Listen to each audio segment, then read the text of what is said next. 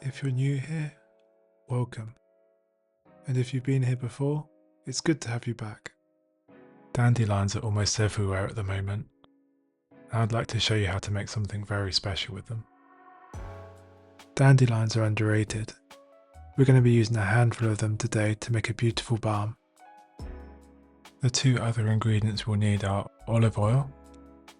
Extra virgin is slightly more nourishing, but regular will also be absolutely fine for this. We'll also need some beeswax, which we have in these little pellets so they're easy to melt. The first step will be removing the petals from the dandelions. We're after the most yellow parts of the flower,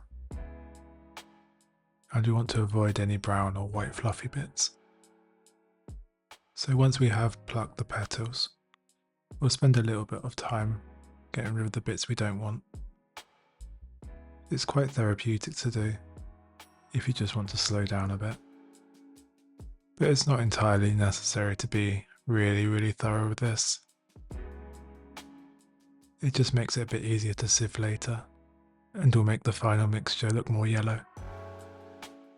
Once we're happy, we'll need to dry them out.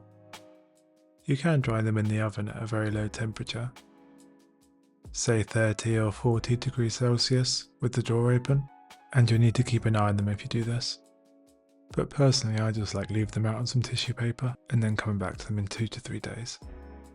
Here's before drying them, and here's after.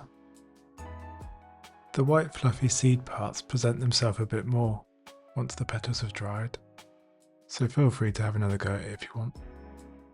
Me and Lily really enjoyed this part. It allows for a little mindfulness. Once you're happy with your dandelions, it's time to move on to the next step. And we'll need a heatproof bowl and a saucepan. We ended up with a 1/4 cup of dried dandelion petals.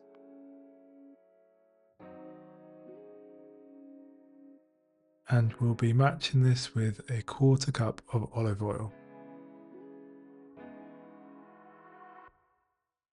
And then we need to boil the kettle and fill a saucepan with the hot water. And then the bowl with the dandelions will just be placed on the saucepan. And we'll move over to the stove area. And the stove will need to be on a low heat. And this will be left for 3 hours while we wait for the dandelions to infuse with the oil. If you're curious why we've added a lolly stick, this is to relieve some of the pressure and allows the steam to escape. And after the long wait, we're left with this lovely smelling oil. Our oil will now need to be strained with a fine sieve or a filter. The best way we found to carry this out was transferring to another bowl, cleaning the metal bowl that we have here, and then straining back into the metal bowl, ready to be used again.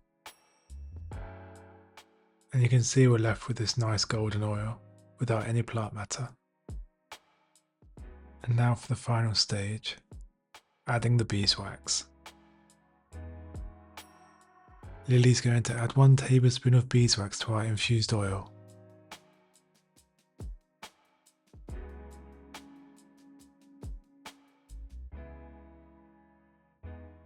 Let's get the heat going again, ready to melt this beeswax.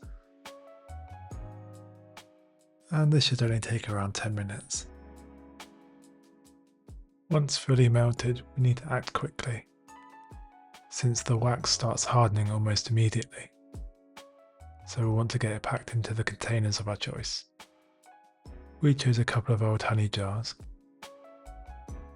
We now need to pour our wax into these jars. Pour carefully because it will be hot, and if you have a funnel, that would be great to use here.